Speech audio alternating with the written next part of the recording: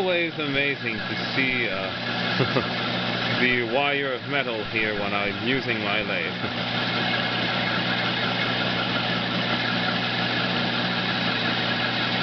It's one of the joys of machining with your own machine. It's never as impressive if you've bought it and you see how well it works than when you build it.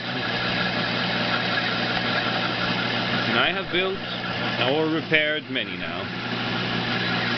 Would have made more too, but the climate kind of prevents it here. Can only work in the short time in the spring or in the fall.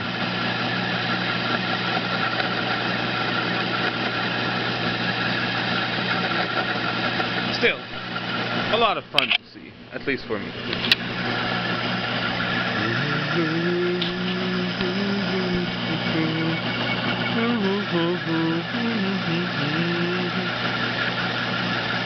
I wanted to make a longer kind of thread. I always find it hard to believe that there's machines that actually work like this to make metal wire.